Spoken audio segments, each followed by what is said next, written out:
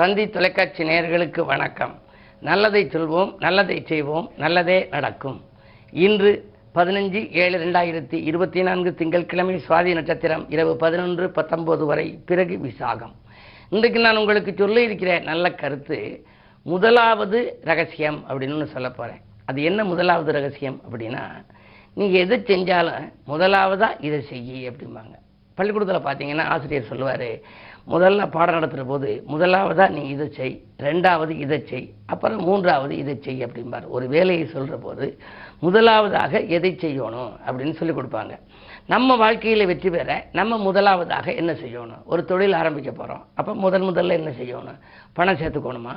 அதெல்லாம் கிடையாது. முதலாவதுங்கிற வார்த்தைக்குள்ளேயே அந்த எழுத்தினுடைய ஒவ்வொரு எழுத்துக்களையும் ஆராய்ச்சி செய்து பார்த்தாலே அதன் ரகசியம் உங்களுக்கு விளங்கிவிடும். முதலாவது அப்படிங்கிறதுல முதல் எழுத்து மூனா என்றால் முயற்சி. நீ முதலிலே முயற்சி செய். இரண்டாவது தானா, தன்னம்பிக்கை உனக்கு தேவை. எந்த நம்பிக்கை இருந்தாலும் தன்னம்பிக்கை உனக்கு தேவை. அடுத்தது லாவண்ணா, முதலாவதுல லாவண்ணா மூன்றாவது எழுத்து, லாபத்தை வரவழைக்கின்ற திறமை உனக்கு வர வேண்டும். அதற்கு அடுத்து வானா, வளர்ச்சி அடைய வைக்கின்ற முறையும் உனக்கு தெரிய வேண்டும். ஒரு தொழில்னா எப்படி வளர்ச்சி அடைய வைக்கிறதுங்கிற முறை தெரியணும். அடுத்தது தூணா, துணிந்து செயல்படணும். எதுக்குமே பயந்துக்கினே இருக்கக்கூடாது. அதனால் துணிந்து செயல்பட வேண்டும். முயற்சி வேண்டும், தன்னம்பிக்கை வேண்டும், லாபத்தை வரவழைக்கின்ற திறமை கற்றுக்கொள்ள வேண்டும், வளர்ச்சி அடைய வைக்கும் முறையையும் தெரிந்து கொள்ள வேண்டும். எல்லாவற்றிற்கும் மேலாக துணிந்து செயல்படுத்த வேண்டும். இதை சேர்த்து பார்த்தால், முதல் எழுத்துக்களை பார்த்தால், கூட்டி பார்க்கின்ற பொழுது முதலாவது என்று வரும். இதுதான் முதலாவது என்பதனுடைய ரகசியம் என்பதை அறிந்து கொள்ளுங்கள். துணிந்து செயல்பட்டு துயரங்களை எல்லாம் வெளியேற்றிக் கொள்ளுங்கள் என்று சொல்லி இன்றைய ராசி பலன்களை இப்பொழுது உங்களுக்கு வழங்கப் போகின்றேன்.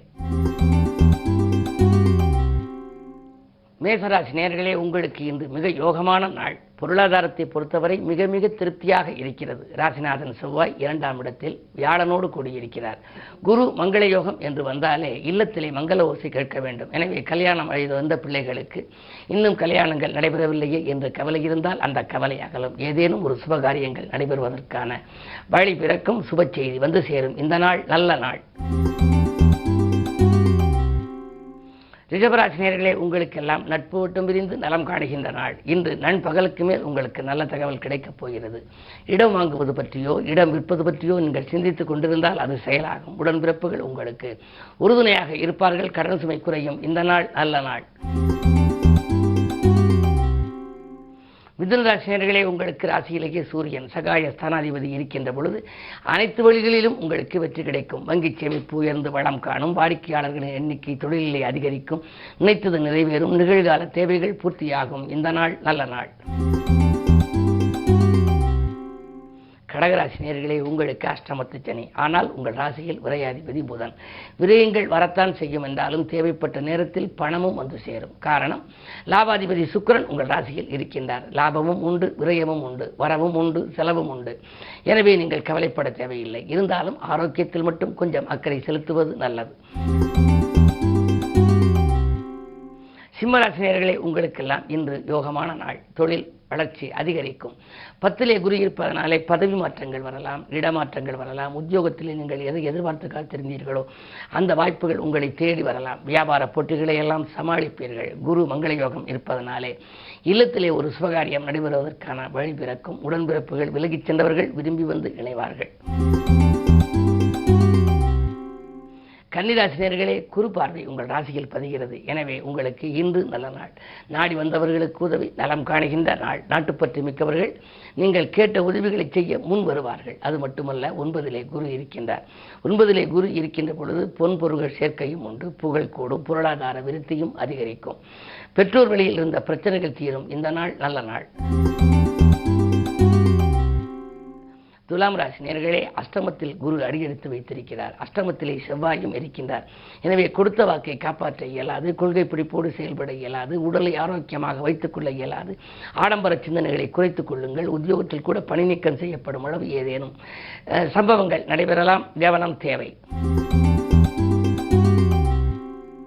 விருச்சிக ராசி நேயர்களே, உங்களுக்கெல்லாம் முன்னேற்றத்தின் முதல் படிக்கு செல்கின்ற நாள். இன்று முக்கிய புள்ளிகள் உங்கள் இல்லம் தேடி வரலாம். நீங்கள் எதை எந்த நேரம் செய்ய நினைத்தாலும் செய்ய இயலும். சொந்த பந்தங்களால் வந்த துயரங்கள் விலகும்.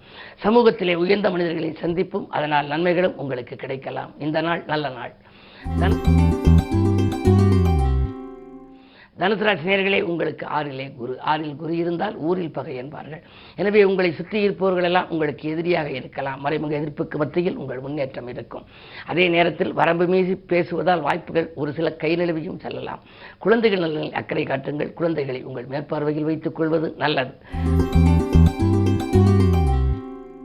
மகர ராசி நேயர்களே, 2ஆம் இடத்திலே சனி, திரண்ட செல்வம் வரும் என்பார்கள். ஆனால் வக்ர இயக்கத்தில் இருப்பதால் தேவைக்கேற்ற விதத்தில் உங்களுக்கு வரலாம். ஆவணங்களில் கையெழுத்திடும் பொழுது கொஞ்சம் யோசித்து கையெழுத்திடுவது நல்லது. அனாவசிய செலவுகளை கொஞ்சம் தவிர்த்து விடுங்கள். 7லே புதன் இருப்பதனாலே மாமன் மைத்துன வழியில் இருந்த உறவு கொஞ்சம் புனிதப்படும். மேலும் அவர்களால் உங்களுக்கு நன்மைகளும் கூட கிடைக்கலாம். பயணங்கள் பலன் தரும். கும்பராசி நேயர்களே, உங்களுக்கெல்லாம் ஜென்மச்சனி என்றால் அது வக்ர இயக்கத்தில் இருப்பதால் எதையும் நீங்கள் சிந்தித்தால் செயல்பட இயலாது. அதே நேரத்தில் நல்ல ஓய்வு உங்களுக்கு தேவை. வாக்குவாதங்களை தவிர்ப்பது நல்லது. துணிவும் தன்னம்பிக்கையும் உங்களுக்கு கொஞ்சம் குறையலாம். எனவே எதை செய்தாலும் ஒரு முறைக்கு பல முறை யோசித்து செய்வது, அனுபவஸ்தர்களிடம் ஆலோசனை கேட்டு செய்வதே நல்லது. மீனராசி நேயர்களே, உங்களுக்கு ராசியிலேயே இன்றைக்கு ராகு இருக்கிறார். ஆனால் சந்திராஷ்டமம். சந்திரபலம் குறைகின்ற பொழுது உங்களுக்கு குமுறும் நெஞ்சம் வந்துவிடும். குமுறும் நெஞ்சம் அமைதியடைய வேண்டுமானால் கோவிலுக்கு செல்ல வேண்டும்.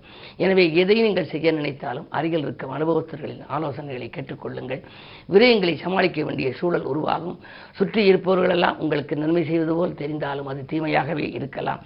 என்ன இருந்தாலும் யாரையும் நம்பி செயல்பட இயலாது. இன்று சந்திராஷ்டமம் என்பதனாலே மிக மிக மிக கவனம் தேவை, பொறுமையும் தேவை.